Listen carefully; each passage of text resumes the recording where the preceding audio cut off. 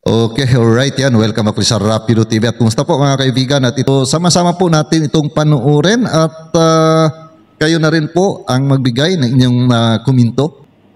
Dito nyo mapapansin kung talagang malakas na leader si PBBM, bakit si Martin Romualdez ang tila gustong mag-presidente. At ito ang gumagawa ng mga paraan at pagpaplano ang paghahangad na mas mataas na posisyon sa gobyerno. Na kumikilos ito ng palihim sa sarili niyang diskarte, mga ayuda, akap, na inyong natatanggap galing sa mga politiko. Kaya buksan ang inyong isipan sa mga nangyayari sa ating bayan, na marami nang nakakaramdam at nakakapansin sa galawan ng mga politiko sa gobyerno, na patuloy tayong nagpapadala sa kanilang ginagawa upang manatili sila sa kapangyarihan, na marami ng maling nakikita sa administrasyong ito. Nasa atin pa rin ang desisyon kung gusto nyo pa magbago ang ating bansa laban sa mga ganitong uri ng mga politiko. Eto, panoorin nyo. Kung hindi lang po talaga pagkaswapang ito mga taong gobyerno po natin, matagal na po tayong marami ng mga train system na tapos. Pagkaswapang kasi nila sa pera. Bakit? Sa halip na unahin itong mga napaka-importanteng proyekto para sa atin, ang inuuna nilang mga proyekto ay ang para sa kanilang mga sariling interes. Maganda halimbawa ito ngayon, itong 288 billion na isiningit po sa pambansang budget. 288 billion. Binawasan daw ng 26. Okay, 26. So magkano pa natira? But basically po, wala naman sa plano mismo po ng kagawaran, wala mismo po sa plano talaga ng pambansang gobyerno, isiningit po nitong sigurado ko'y magnanakaw sa perang ito. Pinipilit nila. Dahil dito po sigurado ang kanilang kitaan. Paki ang Senado sa usaping ito, isa lang ang masasabi ko. Walang gamot sa kakapalan ng mukha mo. Ang problema, ang nasisira dyan, yung administrasyon, nadala yung pangalan namin. Marcos administration ang winawasak niya. Yan ang problema. Ang tao, parang nabudol eh. Bakit akala natin mapupunta tayo sa agrikultura? Akala natin public transport? Akala natin dun sa infrastructure? Kasi yun ang may tatak Marcos eh, di ba? Abay, ba't nauwi dito sa Chacha? Nagpahayag naman si Manny Piñol sa mga nangyayari sa ating bansa. Binatikos nito si Martin Romualdez sa mga ginagawa nito sa gobyerno, ang galawang may paghahangad ng mas mataas na kapangyarihan. Eto, panoorin nyo. My dear people, mga minamahal kong kababayan, I have to give you a national perspective of politics today so that you will understand, ma-translate natin sa ating lokal na politika. We are a nation in crisis. Ang utang natin is 16.3 trillion pesos. Ang popularity rating ng ating presidente is 14%, the lowest by any president in modern times. Divided ang ating bansa. Nag-aaway ang kampo Marcos at kampo Duterte. Why did it come to this? Bakit nangyari ito? Sapagkat merong isang tao na napakaaga gusto nang tuparin ang kanyang ambisyon na maging presidente ng Pilipinas.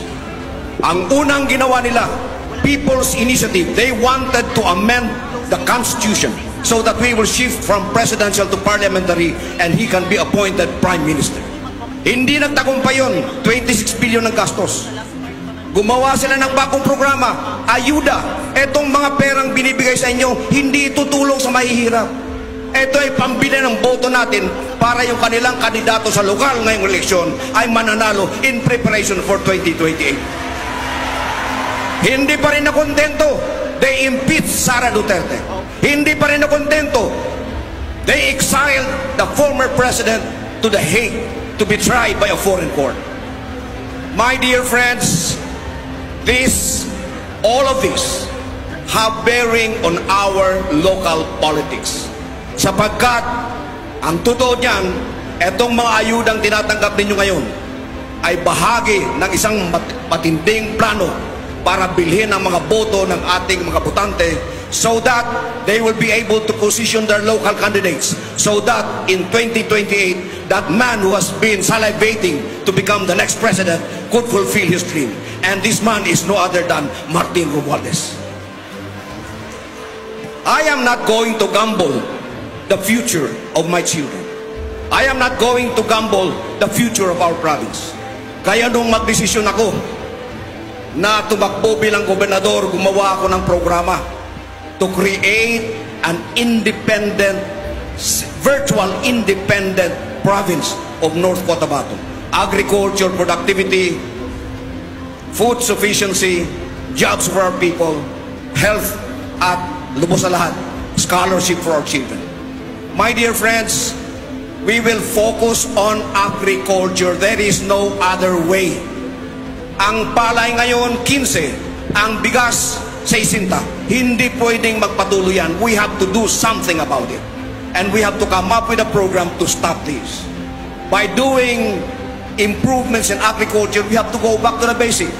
Hydrology study, soil analysis, and then we support our farmers by starting what I call corporate governance. Makikialam na ang provincial government sa pamamagitan ng provincial economic enterprise in buying the palay of your tatay and nanay sa magandang presyo at ibenta natin sa lokal na palengke sa magandang presyo.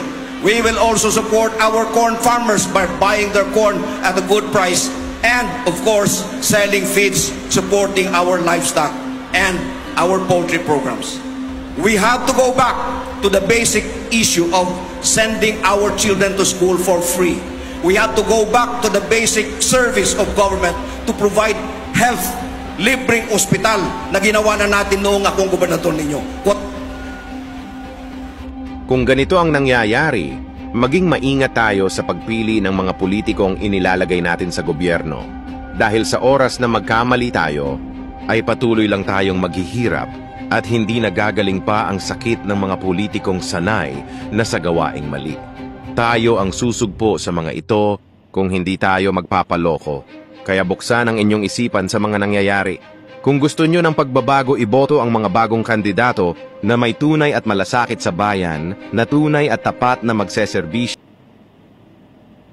So, ayan po, no? Ano po yung komento po dito, mga kaibigan? Komento lang po sa ating comment section at muli po ako yung magpapasalamat sa inyong patuloy na pagsuporta, pagsubaybay dito sa mga ginagawa po ng mga reaction video at sa ating mga kababayan, Luzon, Visayas at Mindanao at sa ating mga ka-OFW, palagi lamang po tayong mag-iingat. At kung nagustuhan po ninyo ang video na ito, paki-like naman po mga kaibigan at see you po sa next video ko. God bless all of us.